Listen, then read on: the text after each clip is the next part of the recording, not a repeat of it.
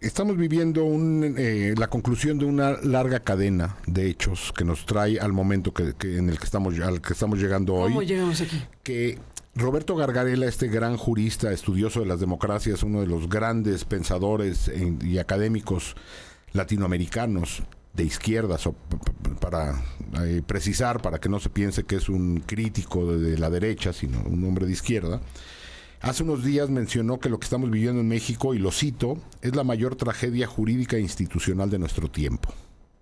Mayor tragedia jurídica e institucional de nuestro tiempo. Y si recordamos, Roberto Gargarella fue uno de estos 50 juristas que presentó un amicus curiae a la Suprema Corte cuando se discutía el proyecto de esta reforma al Poder Judicial.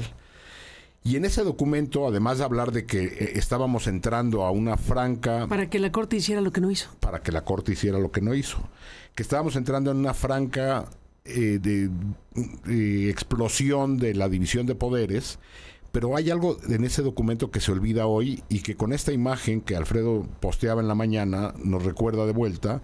Ese documento decía que México también se está convirtiendo en una república cívico-militar, en un régimen cívico-militar.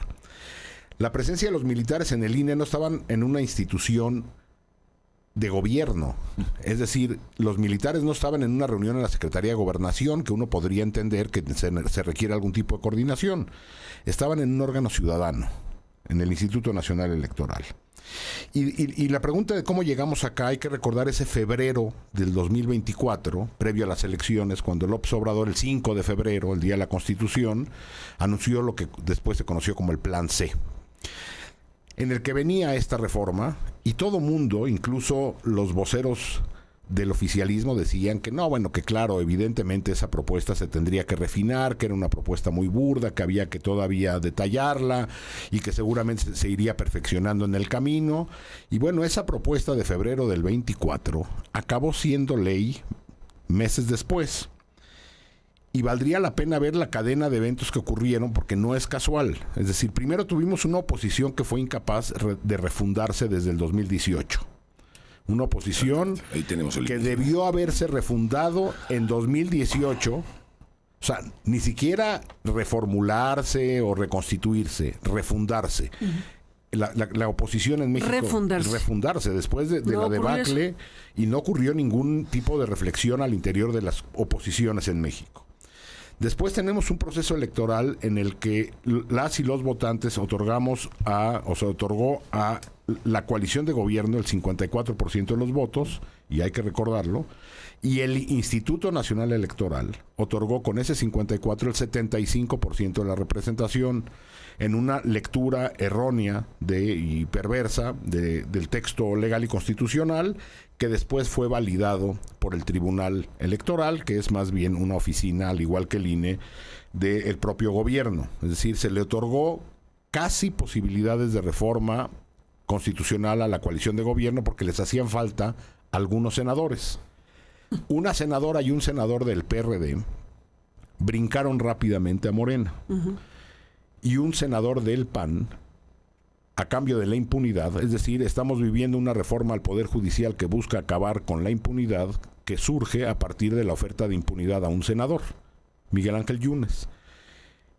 3 senadores brincan. Y un desaparecido de MC. 3 senadores brincan, traicionando el voto a los votantes, porque quien haya votado por estos senadores o senadora, votaron por un partido de oposición. Traicionando a sus votantes, brincan y se pasan del otro lado y aprueban una reforma que abiertamente inconstitucional. No hubo jurista en este país que dijera esa es una reforma constitucional, o un experto internacional que dijera esto está pegado al marco normativo, porque lo que estaba haciendo era cambiar las reglas del juego de manera ilegal. Y se hablaba de que la Corte tenía que entrar a revisar esto. La Corte nos quedó a deber esa revisión. También 4 ministros, 3 ministras y un ministro decidieron que no había que revisar. Y el resto decidió ni siquiera tener la discusión. Ni siquiera tener la discusión. Entonces, hay la participación otra vez del INE, del Tribunal Electoral Federal. Tenemos la Suprema Corte no cumpliendo sus funciones. Y también luego tenemos, porque en corto distintos congresistas, tanto diputados, senadores de Morena, decían, esta ley pues, está mal, pero prefirieron la lealtad a mantenerse con sus propios principios y sus convicciones. Entonces hay el silencio de congresistas morenistas que llevaron a la aprobación de esta ley. Y si luego recordamos la campaña que hubo en medios para decir esta ley será arreglada posteriormente. En las leyes secundarias se irá corrigiendo los errores que habían.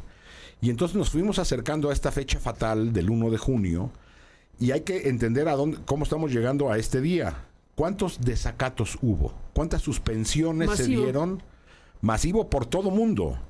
El árbitro electoral desacató, el Poder Judicial, el Poder Ejecutivo desacató, el Poder Legislativo desacató, se hicieron tómbolas mal hechas, se hicieron procesos de selección mal hechos, o sea, los niveles de entrada de participación eran muy bajos y se continuó con desacatos a órdenes judiciales para hacer una ley judicial, violando la Constitución primero, después con abiertos desacatos a sentencias judiciales, y después en un proceso donde fueron violando su propia ley, la ley que ellos mismos aprobaron, fueron ajustando en el camino para ir violando esta ley, para ir resolviendo la problemática de la implementación que se estaba dando día a día, hasta llegar al absurdo de los acordeones, que en días recientes explotó, una elección a la que hay que llegar con acordeones hechos, que repartían acordeones, y que hay dinero público,